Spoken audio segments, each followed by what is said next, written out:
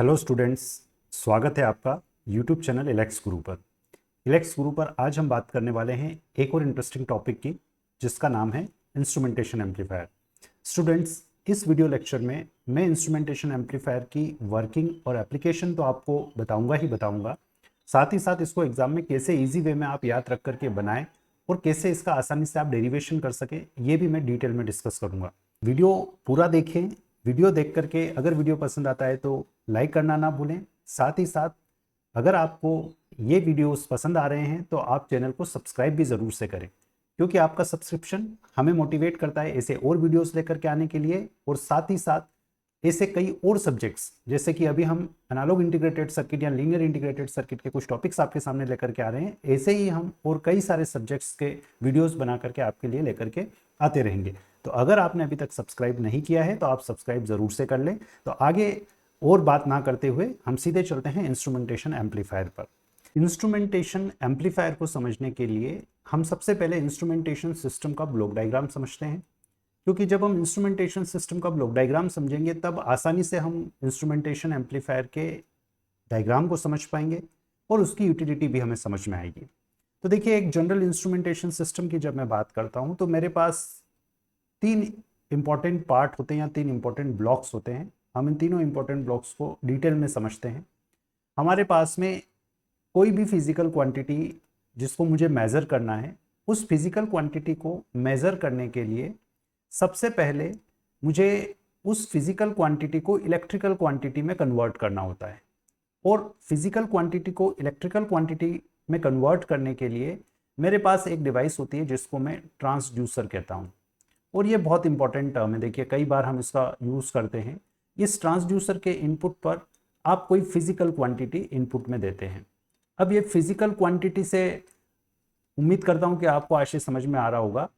ऐसी सभी भौतिक राशियाँ, जैसे हम टेम्परेचर की बात करें, मुझे टेम्परेचर मेज़र करना है, मुझे प्रेशर मेज़र करना है, सपोज मुझे वेलोसिटी मेज़र करना है, तो ये सभी भौतिक राशियाँ, ये सभी फिजिकल क्वांटिटीज़ है। और इनको जब मुझे किसी सिस्टम से प्रोसेस करना होता है, जब मुझे इनको मेज़र करना होता है, तो मुझे इन क्वांटिटीज़ को इलेक्ट्रिकल क्वांटिटीज़ में सबसे पहले कन्वर्ट करना होता है।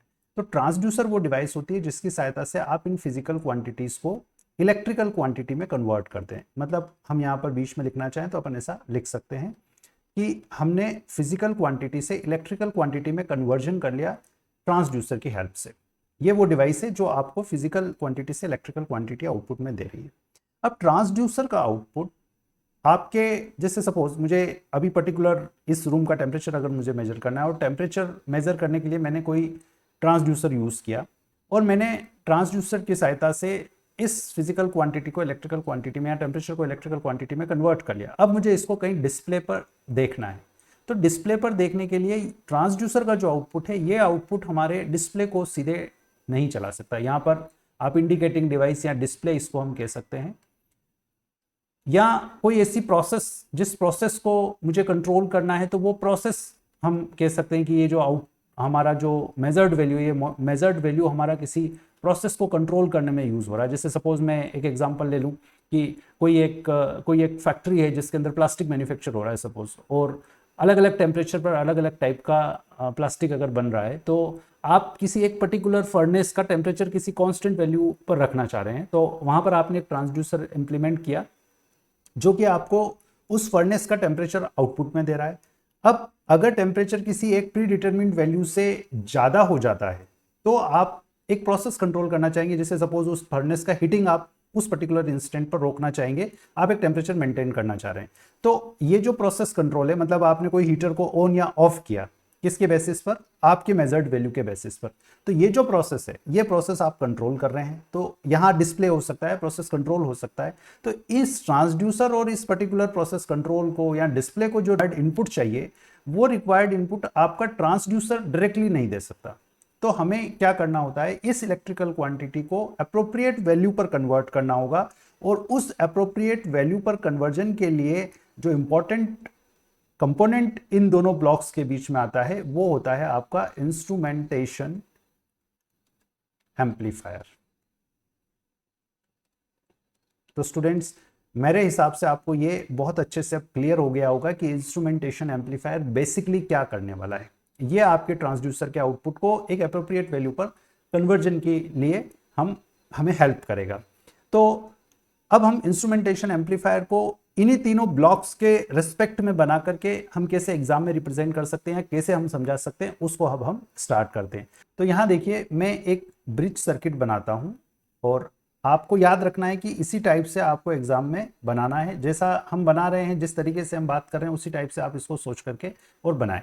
तो हमने एक ब्रिज सर्किट लिया। ब्रिज सर्किट में बेसिकली आप ऐसा कह सकते हैं कि हमारे पास में 4 आर्म्स होंगे और उन 4 आर्म्स में 2 आर्म्स पर हम क्या करेंगे, सप्लाई कनेक्ट कर देंगे। ये सपोज मैंने डीसी वोल्टेज VDC अप्लाई कर दिया है इस पर, और ये कुछ रजिस्टेंसेज हैं। ये सपोज RA रजिस्टेंस है, ये RB रजिस्टेंस है, ये RC रजिस्टेंस है। और ये जो रजिस्टेंस है, ये रजिस्टेंस एग्जैक्टली रजिस्टेंस नहीं है, ये एक कोई रजिस्टिव ट्रांसड्यूसर है। सपोज ये एक रजिस्टिव ट्रांसड्यूसर है, मतलब फिजिकल क्वांटिटी के साथ, फिजिकल क्वांटिटी में चेंज के साथ इस ट्रांसड्यूसर का रेजिस्टेंस चेंज होता है। अब देखिए हम इस फीचर को कैसे इस्तेमाल करते हैं। तो हमें एक यहाँ पर क्या करना है, एक ब्रिज सर्किट बनाना है जिसमें हमें 4 रेजिस्टेंस RA, RB, RC और RT ले लिए हैं, और 2 टर्मिनल पर हमने सप्लाई कनेक्ट कर दिया है। इस टर्मिनल को मैं ग्राउंड कर रहा हूँ। ये 2 जो टर्मिनल आपके हैं, इन 2 टर्मिनल पर वोल्टेजेस मैं VA और VB मान लेता हूँ, और इन दोनों वोल्टेजेस को, अब देखिए मेरा इंस्ट्रूमेंटेशन सिस्टम का ट्रांसड्यूसर वाला पार्ट मैंने बना दिया है। अब मैं अगला पार्ट बनाना चाह रहा हूं। तो अगले पार्ट के लिए मैं यहाँ पर 2 ऑपरेशनल एम्पलीफायर बनाता हूं। देखिए कैसे मैं ऑपरेशनल एम्पलीफायर बना रहा हूं, आप समझिएगा इस चीज को। जब आप ड्राइंग बनाएं तब इस चीज को सोच सोच करके ड्राइंग बनाएं, और जब आप सोच करके ड्राइंग बनाएंगे तो आसानी से आपका काम हो जाएगा। ये हमने ऑप एम्प बनाया। दोनों ही ऑप एम्प में बेसिकली आप नॉन इन्वर्टिंग टर्मिनल पर इनपुट लगा रहे हैं, और जो आपके इन्वर्टिंग टर्मिनल्स हैं, इन इन्वर्टिंग टर्मिनल्स को आप सीधे आउटपुट पर कनेक्ट कर दें। और जब आप आउटपुट पर इन इन्वर्टिंग टर्मिनल्स को कनेक्ट कर देंगे तो एक इंपॉर्टेंट सर्किट यहाँ पर ड्रॉ हो जाएगा, जिसको हम कहते हैं वोल्टेज फॉलोवर सर्किट। अगर आपको पिछले वीडियो लेक्चर्स आपने देखे हैं तो आप रिकॉल कर सकते हैं कि ये जो सर्किट हमारा बन रहा है, ये सर्किट आपके दोनों ही क्या है, वोल्टेज फॉलोवर सर्किट्स। और हम मान लेते हैं कि ये जो पर्टिकुलर ऑपरेशनल एम्पलीफायर है, इस ऑपरेशनल एम्पलीफायर का गेन A1 है और इस ऑपरेशनल एम्पलीफायर का गेन A2 है। तो हमने 2 ऑप एम्प बनाए हैं। ऑप एम्प में आपको याद होगा हम प्लस VCC माइनस VEE भी बनाते हैं। तो आप चाहें तो सुंदर दिखे, अच्छा दिखे, इसके लिए आप इसको ऐसे प्लस VCC और माइनस VEE भी यहाँ पर बना सकते हैं।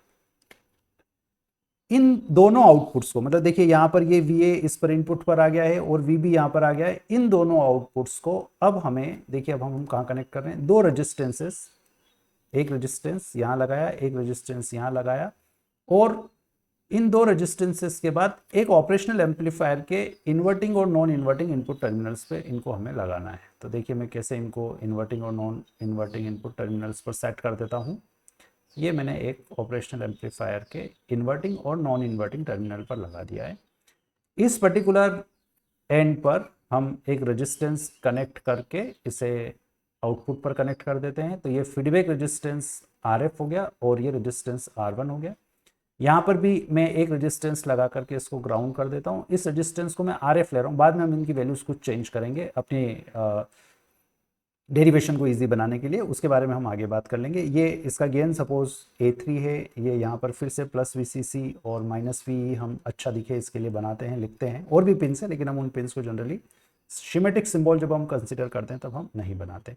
तो ये देखिए आपका इंस्ट्रूमेंटेशन एम्पलीफायर का डायग्राम कंप्लीट हो गया। और सिस्टमेटिक वे में आप इसको याद रख सकते हैं। सिंपल ब्रिज सर्किट बनाया, 2 वोल्टेज फॉलोवर सर्किट्स बनाए, और इन दोनों को आपने एक ऑप एम्प में लगा दिया। अब यहाँ पर देखिए इंटरेस्टिंगली आप यहाँ नोट कर सकते हैं कि ये जो पर्टिकुलर पोर्शन आपको दिख रहा है, ये पर्टिकुलर पोर्शन एक सबट्रैक्टर सर्किट है। तो आप सबट्रैक्टर की तरह याद रख सकते हैं तो याद रख लीजिए, अदरवाइज आप सीधे ये सोचिए कि आपको इस ऑपरेशनल एम्पलीफायर के इन दोनों इनपुट टर्मिनल्स पर, दोनों जो आपके टर्मिनल्स, ब्रिज सर्किट के जो टर्मिनल्स है, उन टर्मिनल्स के आउटपुट्स को आपको वोल्टेज फॉलोवर की सहायता से इस पर्टिकुलर ऑप एम्प के दोनों टर्मिनल पर लेकर के जाना है। तो यहाँ तक मेरे हिसाब से इंस्ट्रूमेंटेशन एम्पलीफायर का डायग्राम कैसे बनाना ये आपको क्लियर हो गया होगा। अब यहाँ देखिए ये जो ट्रांसड्यूसर वाला सेक्शन है, इस ट्रांसड्यूसर वाले सेक्शन में अगर हम इस ब्रिज को बैलेंस करें, बैलेंस हम क्यों करना चाह रहे हैं ये बाद में समझेंगे। पहले हम ये समझें कि अगर हम इसको बैलेंस करें तो बैलेंस की कंडीशन क्या होती है। बैलेंस के लिए देखिए VA बराबर VB होना चाहिए। ये जो पर्टिकुलर पॉइंट है, इस पॉइंट का पोटेंशियल इस पॉइंट के पोटेंशियल के अगर बराबर है तो हम इस ब्रिज को बैलेंस ब्रिज बोलते हैं। अब यहाँ देखिए ये वोल्टेज फॉलोवर सर्किट है, तो इधर कोई करंट नहीं जा रहा होगा, इधर भी कोई करंट नहीं जाएगा। ये voltage amplifier, operational amplifier voltage amplifier है, वोल्टेज को एम्पलीफाई करके आपको आउटपुट में देता है। यहाँ से कोई करंट आप नहीं मानते क्योंकि ये हाई इनपुट इंपिडेंस डिवाइस है। तो मैं यहाँ पर ये कह सकता हूँ कि अगर मुझे यहाँ का करंट आई पता हो, यहाँ का करंट आई डैश पता हो, तो वी ए का मान आई इंटू आर बी होगा और वी बी का मान आई डैश इंटू आर ए होगा।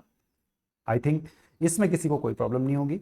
और ये जो आई का मान है, देखिए ये डीसी वोल्टेज हमने इस टर्मिनल से इस टर्मिनल तक अप्लाई कर रखा है, मतलब वोल्टेज अपॉन रेजिस्टेंस हम करें तो करंट मिल जाएगा। तो आई का मान हो जाएगा V D C upon R B plus R C, और इनटू में हमारा यहाँ पर क्या है आर बी, ये इक्वल टू हो जाएगा। फिर इस साइड में अगर हम देखें तो वी डी सी अप्लाई हो रहा है इस आर टी और आर ए पर, इसलिए V D C upon R T plus R A into R A.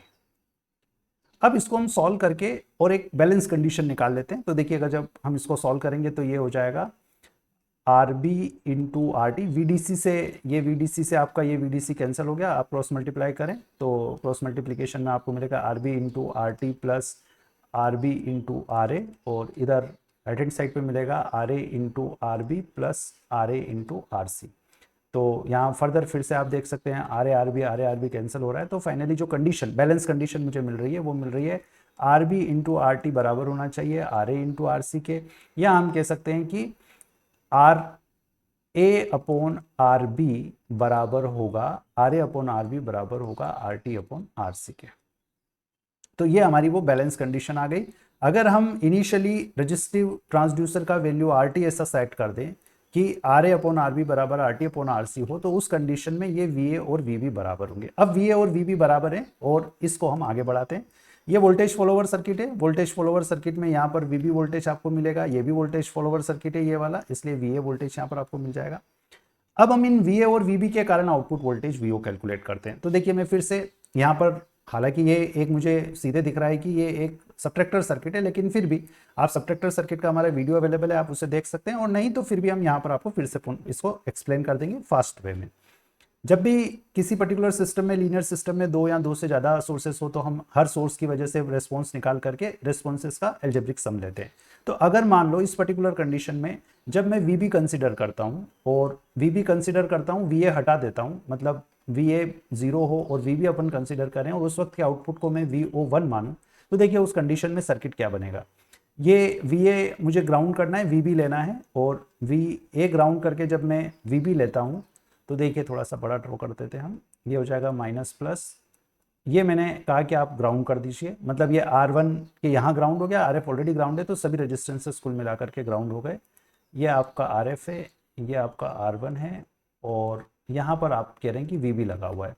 तो ये आप देख सकते हैं इन्वर्टिंग कॉन्फ़िगरेशन है या इन्वर्टिंग एम्पलीफायर है विथ फीडबैक, जिसका आउटपुट वोल्टेज हम बोलते हैं minus RF upon R1 times VB होता है। VB जब हम ले रहे हैं तब आउटपुट वोल्टेज मुझे मिल रहा है minus RF upon R1 times VB। इसी टाइप से अब हम क्या करें, जब VB 0 लें और VA को कंसिडर करें, उस वक्त सपोज हमारा आउटपुट वोल्टेज VO2 हो, तो इसी सर्किट में जब मैं VB को ग्राउंड करूंगा तो देखिए क्या होगा। मैंने, ये मेरा सर्किट है, इसमें मैंने यहाँ पर इस VB को ग्राउंड कर दिया है, ये R1 RF है, और यहाँ पर हम देखें यहाँ पर एक और दो रेजिस्टेंसेस कनेक्टेड है, इसको हमने RF कहा है, इसको R1 कहा है, और यहाँ पर वोल्टेज VA कनेक्टेड है। इस पर्टिकुलर केस में देखिए अगर मैं आउटपुट वोल्टेज की बात करता हूँ तो ये नॉन इन्वर्टिंग एम्पलीफायर हो रहा है, इसलिए इसका output 1 plus RF upon R1 times VA होगा, सॉरी VA नहीं होगा, V1 होगा, जो हाँ V1 वोल्टेज इस टर्मिनल पर होगा, इस टर्मिनल पर वोल्टेज V1। अब इस टर्मिनल पर वोल्टेज V1 हम निकाल लेते हैं। V1 वोल्टेज होगा, अगर यहाँ का करंट I हो तो I इंटू RF, और I करंट का मान हम लिख सकते हैं VA upon R1 plus RF, ये करंट यहाँ से आने वाला, इधर करंट नहीं जाएगा, इसलिए VA upon R1 plus RF into हो जाएगा आपका RF। मतलब ये हुआ कि V1 का मान, इस आउटपुट वोल्टेज VO को अगर मैं लिखूं तो ये हो रहा है 1 plus RF upon R1 times V1, और V1 की जगह मुझे क्या लिखना है, देखिए VA into RF upon R1 plus RF। और अगर मैं इसको सॉल्व करूं तो देखिए ये हो जाएगा R1 plus RF upon R1, into V A into R F upon R one plus R F. तो ये जो आपका R one plus R F है, ये R one plus R F इस R one plus R F से cancel हो गया। आंसर आपका फाइनल बन रहा है R F upon R one times V A. तो इंटरेस्टिंगली आप नोट करें, वी ओ टू आ रहा है R F upon R one times V A. और सुपरपोजिशन प्रिंसिपल ये बोलता है कि अगर आपके पास में अलग अलग सोर्सेस की वजह से रेस्पॉन्सेस हैं तो ओवरऑल रेस्पॉन्स आप इन दोनों का एल्जेब्रिक सम ले सकते हैं। और एल्जेब्रिक सम अगर हम इसका लेंगे तो मतलब ये हुआ कि minus R F upon R one V B plus R F upon R one V A, यही होगा आउटपुट वोल्टेज। या हम इसको और शॉर्ट में लिखना चाहें तो ये R F upon R one times हम लिख सकते हैं V A minus V B. और वही हम शुरू से बोल रहे हैं कि ये एक सबट्रैक्टर सर्किट है। अब इस पर्टिकुलर केस में जब हम इस सर्किट को सबट्रैक्टर कंसीडर कर रहे हैं, और मैं थोड़ा और सिंपल बनाने के लिए आर एफ और आर वन को बराबर लिख देता हूं, और अगर आर एफ बराबर आर वन है तो output voltage simply V A minus V B है। इस पर्टिकुलर केस में अगर मेरा ब्रिज बैलेंस है तो बैलेंस कंडीशन के कारण आउटपुट वोल्टेज मुझे 0 वोल्ट मिलेगा। और अब अगर सपोज ये जो रेजिस्टिव ट्रांसड्यूसर है फिजिकल क्वांटिटी के, जिस फिजिकल क्वांटिटी को आप मेजर कर रहे हो उसमें चेंज होने की वजह से अगर इसका रेजिस्टेंस चेंज होकर आरटी के बजाय आरटी प्लस डेल्टी हो जाए, मतलब हमारा जो रेजिस्टिव ट्रांसड्यूसर है उस रेजिस्टिव ट्रांसड्यूसर का रेजिस्टेंस आरटी से आरटी प्लस डेल्टी हो जाता है, तो उस कंडीशन में मुझे आउटपुट इस डेल्टी के प्रोपोर्शनल मिलना चाहिए। यही हमें चेक करना है। और अगर ये है तो इसका मतलब हमारा जो एम्पलीफायर है, ये एम्पलीफायर फिजिकल क्वांटिटी में चेंज के करस्पॉन्डिंग मुझे आउटपुट दे रहा है। तो अगर मेरा आरटी प्लस डेल्टी हो जाता है तो उस कंडीशन में वी ए और वी बी के मान क्या होंगे, सबसे पहले तो मुझे ये निकालना पड़ेगा। तो इसी पर्टिकुलर सर्किट से देखिए, अगर हमारा आरटी के बजाय आरटी प्लस डेल्टी हो जाता है तो ये जो अभी हमने ऊपर डेरिवेशन वी ए और वी बी का किया था, इसी डेरिवेशन से हम समझें कि हमारा वी ए का जो मान है वो तो अभी भी यही रहेगा आई इंटू आर बी, और आई का मान क्या होगा V D C upon R B plus R C. तो वी ए का मान हो गया V D C upon R B plus R C, और इंटू आर बी आपने कर दिया तो ये वी ए हो गया। और वी बी के मान में भी देखिए वही रहेगा, सिर्फ आर टी के बजाय आर टी प्लस डेल्टी लिखना है, मतलब वही V D C upon R T plus R A plus delta T और इंटू आर ए। तो ये हो जाएगा V D C into R A, और डिनोमिनेटर में अब आपका R A plus R T पहले था, अब इसके साथ में डेल्टी भी आ गया। अब जब ये वी ए और वी बी हो, देखिए आप समझिएगा स्टेप, अगली स्टेप, जब वी ए और वी बी चेंज हो जाएंगे तो मेरा आउटपुट वोल्टेज क्या होगा। आउटपुट वोल्टेज अभी हमने कहा कि आउटपुट वोल्टेज आपका होगा V A minus V B, और वी ए का मान और वी बी का मान ये आपके सामने रहा। तो वी ए और वी बी का मान अगर हम यहाँ पर रख दें तो देखिए क्या होगा, वी डी सी में कॉमन ले लेता हूँ, वी डी सी कॉमन लेता हूँ तो यहाँ पर देखिए बन रहा है R B upon R B plus R C minus R A upon R A plus R T plus delta T. अब देखिए अगर मुझे इसको एग्जैक्टली डेल्टी के प्रोपोर्शनल शो करना है तो उसके लिए मैं यहाँ पर क्या कर सकता हूँ, उसके लिए मैं यहाँ पर एक सिंपल अजम्पशन मानता हूँ कि हमारा जो इनिशियली जो R A R B R C और इवन आर टी की जो वैल्यू है, ये सभी कुछ वैल्यू आर है, आर के बराबर कोई रेजिस्टेंस की वैल्यू आर हमेशा ले सकते हैं, इसमें कोई प्रॉब्लम नहीं। तो उस कंडीशन में देखिए ये क्या होगा, वी डी सी पहली टर्म में आर प्लस आर 2r हो जाएगा माइनस आर डिनोमिनेटर में 2r प्लस डेल्टी। अब इसको आप एक्सप्लोर करिए, वी ओ इक्वल टू हो जाएगा वी डी सी, आर भी हम कॉमन ले सकते हैं, तो अगर V D C into R हम बाहर कर दें तो देखिए अंदर क्या बच रहा है 2r प्लस डेल्टी माइनस 2r, और डिनोमिनेटर में आएगा 2r इंटू 2r प्लस डेल्टी। तो यहाँ पर फाइनली आप कह सकते हैं, अब देखिए अब कुछ पिक्चर क्लियर हो रही है। ये जो आपका 2r है ये 2r से कैंसिल हो गया है, और इस वजह से न्यूमरेटर में आपको V D C R into delta T मिल रहा है, और डिनोमिनेटर में 2r इंटू 2r प्लस डेल्टी मिल रहा है। और अगर ये ऐसा है तो यहाँ देखिए फिर r से r कैंसिल हो रहा है। और एक और हम चीज़ समझे कि ये जो 2r का मान है, ये 2r का मान डेल्टी रेजिस्टेंस में चेंज है फिजिकल क्वांटिटी के करस्पॉन्डिंग, तो ये बहुत छोटा मान होगा, इसका मतलब 2r बहुत बड़ा मान है। और 2r बहुत बड़ा मान है तो 2r प्लस डेल्टी को मैं लगभग मान लेता हूँ 2r के बराबर। और अगर ये ऐसी कंडीशन है कि अगर मैं कहूँ मेरे पास 1 करोड़ रुपए हैं और मैं कहूँ कि मेरे पास 1 करोड़ 1 रुपया है, तो आप मेरे को कहोगे कि आप बेहतर है 1 करोड़ ही बोल दे, है ना। तो वैसा ही है, 2R प्लस डेल टी को हम 2R मान रहे हैं, और अगर हम ऐसा मान रहे हैं तो हमारा जो आउटपुट वोल्टेज वी हो जाएगा यहाँ पर simply V D C into del T upon ये हो जाएगा 2 इंटू 2R। तो मतलब हम कह सकते हैं कि वीओ आपका V D C upon 4R into del T है।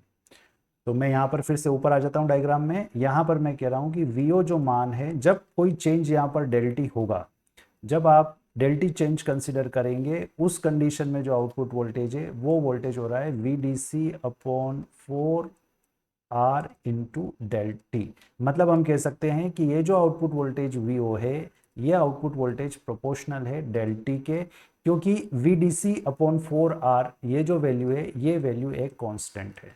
तो हमने यहाँ पर प्रूव कर दिया है कि इस पर्टिकुलर सर्किट में जब भी यहाँ पर इस पर्टिकुलर ब्रांच में कोई भी चेंज होगा रेजिस्टेंस का फिजिकल क्वांटिटी के कारण, तो आउटपुट में आपको वोल्टेज में चेंज मिलेगा उतना ही जितना यहाँ फिजिकल क्वांटिटी में चेंज हुआ है। तो इस टाइप से आप किसी फिजिकल क्वांटिटी को मेजर करके आउटपुट में उसके करस्पॉन्डिंग इलेक्ट्रिकल सिग्नल जनरेट कर सकते हैं, और उसको कैलिब्रेट करके कितना चेंज हुआ हम वो भी पता कर सकते हैं। तो स्टूडेंट्स, इंस्ट्रूमेंटेशन एम्पलीफायर में इतना ही। मैं उम्मीद करता हूं कि आपको इंस्ट्रूमेंटेशन एम्पलीफायर का डायग्राम कैसे बनाना है, इंस्ट्रूमेंटेशन सिस्टम का ब्लॉक डायग्राम, इंस्ट्रूमेंटेशन सिस्टम होता क्या है, और इंस्ट्रूमेंटेशन एम्पलीफायर को आसान तरीके से हम कैसे डिराइव करके देख सकते हैं कि हमारा जो फिजिकल क्वांटिटी में चेंज है, उस फिजिकल क्वांटिटी में चेंज के करस्पॉन्डिंग हमें आउटपुट वोल्टेज मिल रहा है। तो इस वीडियो लेक्चर में इतना ही। उम्मीद करता हूं कि आपको ये पसंद आया होगा। अगर आपको ये पसंद आया है तो लाइक करना बिल्कुल भी ना भूलें। लाइक करने के साथ साथ चैनल अगर आपने अभी तक सब्सक्राइब नहीं किया है तो आप चैनल जरूर से सब्सक्राइब करें। वीडियो पूरा देखने के लिए बहुत बहुत धन्यवाद।